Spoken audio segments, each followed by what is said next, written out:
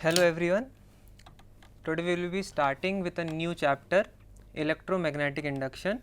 This is from class 12th physics, myself Sameer Lavankar. So let's start our first lecture on electromagnetic induction.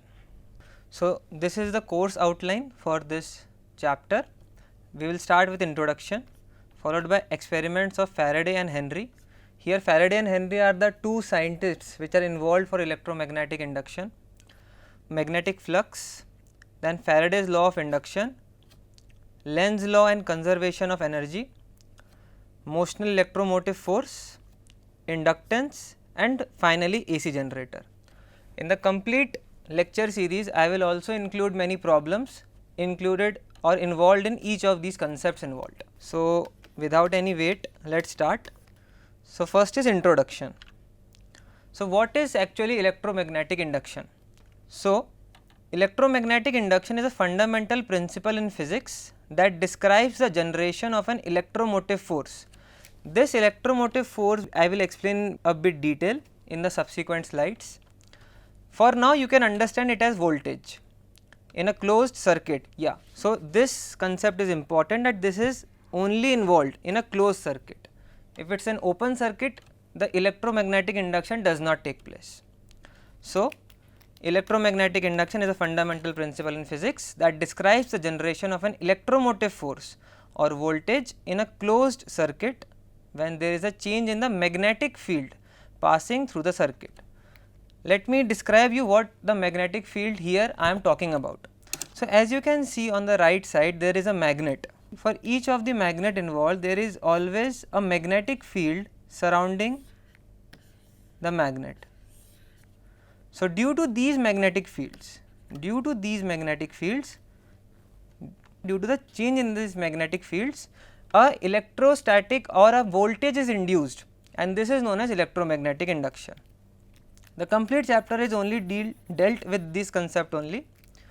So now who made this electromagnetic induction? How do we know about this? So this process was first discovered and formulated by Michael Faraday.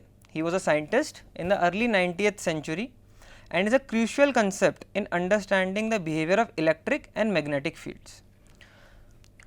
So a little bit about two scientists, Oersted and Ampere. The name Ampere can be a little bit informative to you, as he is only the person about whose name the unit of current is ampere. So unit of current is ampere. So he was the only scientist upon whose name the current's SI unit has been derived from. So in the early decades of the 19th century, experiments on electric current by Oersted, Ampere and a few others established the fact that electricity and magnetism are interrelated. So first we didn't know many things about magnetism part, but after these experiments conducted by Oersted and Ampere, we knew many things about magnetism and we interrelated electricity and magnetism. They found that moving electric charges produce magnetic fields. For example, an electric current deflects a magnetic compass needle placed in its vicinity. So what does this example tell us about? That if we have a compass, everybody knows a compass. What is the use of compass? It allows us to know the direction, north, south, east, west. So now if a magnetic compass is being kept near the compass, if a magnet is kept near the compass, the needle of the compass may deflect. So this shows that there was a magnetic tendency for each of the magnetic fields surrounding us. It can be big, it can be small. So this concept has to be more dealt in detail, and this has been told in the complete lecture series of electromagnetic induction. So now this naturally raises the question, like, is the converse effect possible? So if I can consider electric current deflects a magnetic compass, can a magnetic field deflect and change current? Is the opposite possible or not? So this complete concept is being dealt in this chapter. Can moving magnets produce electric currents? As I already told, does the nature permit such a relation between electricity and magnetism? The answer is yes. So the inverse is possible, either from current we can make magnetism or from magnetism we can make current, but how is it possible is the question here. So in this chapter we will study the phenomena associated with changing magnetic fields and understand the underlying principles. Many principles are involved here, like Faraday's laws is here, Lenz's law is there, conservation of energy is here. Moreover, AC generator concepts are being involved, the principles lying behind it, everything will be understood in this chapter. The phenomena in which electric current is generated by varying magnetic fields is appropriately called electromagnetic induction. So, for now let us understand the definition of electromagnetic induction, which says that the phenomena, it is a phenomena in which electric current, please focus on this part, that electric current, the SI unit of electric current is I, also known as ampere. So, the phenomena in which electric current is generated by varying magnetic fields is appropriately called electromagnetic induction. So, now after the introduction part is done, let us move on to the experiments of Faraday and Henry. So, what does this experiments dealt with? How are we related with these experiments in our day to day life? Imagine a world where there is no electricity, no electric lights, no trains, no telephones and no personal computers. The pioneering experiments of Faraday and Henry have led directly to the development of modern day generators and transformers. So, due to this generators and transformers, we are obliged that we can get electricity in our day to day subsequences, in our day to day houses, buildings, anywhere. So, because of these experiments, those small experiments have led to this large scale revolution in entire country, entire world. Today's civilization owes its progress to a great extent to the discovery of electromagnetic induction. So, let us discuss more about Faraday and Henry first. Who were these scientists? So, first is Joseph Henry. Joseph Henry was an American experimental physicist, professor at Princeton University. He was the first director of the Smithsonian Institution. Smithsonian Institution is one of the museum in United States. It is a well known museum in United States. He made important improvements in electromagnets by winding coils of insulated wires. Now, I will explain this third point very carefully. So, what does this third point say? He made important improvements in electromagnets. What is an electromagnet? I have to change the slide once. So, as you can see on the left side, this is an electromagnet. A simple definition of electromagnet is any conductor of electricity if wound, any conductor of electricity if wound or coiled by a wire which has a current, flowing through it, and is a closed circuit. So, as I am keep on saying, I will write here also. First of all, there should be a good conductor of electricity, good conductor of electricity. The second point says that it should have a coiling around it. The third point says that current should pass,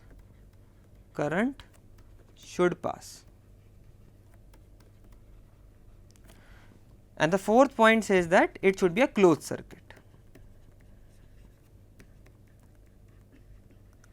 So, if these four concepts are being available in any of the circuit, then that complete circuit is called as an electromagnet.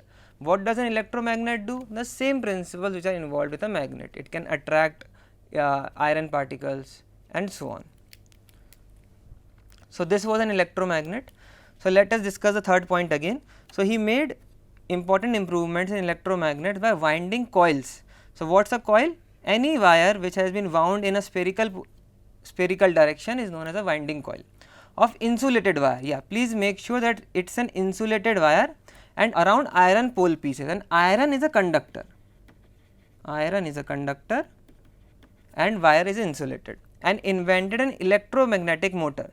A photo of electromagnetic motor may be in the subsequent slides, which I will convey you soon, and a new efficient telegraph. This is also one of the major discovery of Joseph Henry. He discovered self-induction. Self-induction is a separate topic discussed in electromagnetic induction only. We will convey it, I will convey it further, and investigated how currents in one circuit induce currents in another. Moving on to Michael Faraday. So, Faraday made numerous contributions to science. For example, the discovery of electromagnetic induction, the laws of electrolysis. Laws of electrolysis are being dealt in chemistry. Benzene, everyone knows benzene structure. So, one of the important person who was involved in benzene was Michael Faraday. The fact that the plane of polarization is rotated in an electric field. He is also credited with the invention of electric motor and electric generator and the transformer. Electric generator and electric transformer will be dealt in subsequent slides. So, for more conceptual clarity, as I had told here about several inventions of these scientists, one was electromagnet, the second was electromagnetic motor. Any motor which is involved in two principles, electricity and magnetism, is an electromagnetic motor. And the third thing is a telegraph. So, what is a telegraph? Joseph Henry was involved in a invention of a new efficient telegraph. So, a telegraph is a communication system that sends information by making and breaking an electrical connection. So, electricity is involved here, as you can see here directly, that is an electric connection has to be either broken or it has to be connected. So, a telegraph involves electric connection. It is most associated with sending electrical current pulses along a wire with Morse code encoding. So, this is one of the telegraph which was used by Henry or which was made by Henry. An electric generator was invented by Michael Faraday, and an electric transformer. You can also see in the figure here that what does this electric transformer actually belong, or what does it contain. So, there is a primary winding. Anything which starts from a power supply is known as a primary winding, and a secondary winding is whatever the output it gives. Whatever the use or output it gives is a secondary winding involved, and primary winding is anything which is input. As you can see, there are some wavy fluxes being involved here. So, this is generated just because of power supply or a change in current was being involved. Because a change in current was being involved,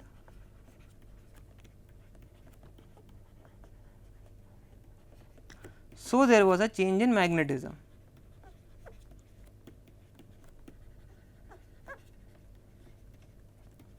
And because both of the things are interrelated, other way also is possible, and because these both are interrelated, hence the concept of electromagnetic induction. Okay. So, now before I explain to you what were the experiments of Faraday and Henry, there are some of the important things which everyone should know about, which were involved in the experiments. So, the first thing is a galvanometer. This on the left hand side of the slide is a galvanometer. What is the use of a galvanometer? A galvanometer is one of the instruments for measuring electric current. Please focus on this part, that it is only and only used for measuring electric current, that too a deflection in the electric current. What is a deflection in the electric current? What are these things being talked about? We will explain, it will be understood in next slide only. This device is used on electric circuits to know and measure the intensity and direction of electric current. So, direction of electric current will also be explained in the subsequent slides. For now, just relate to this picture that this is known as a galvanometer. Next is magnet. Everyone knows about these magnets. There are two poles, one is a north pole, second is a south pole. North and north will deflect, south and south if kept together will deflect, north and south will attract, and similarly south and north will attract.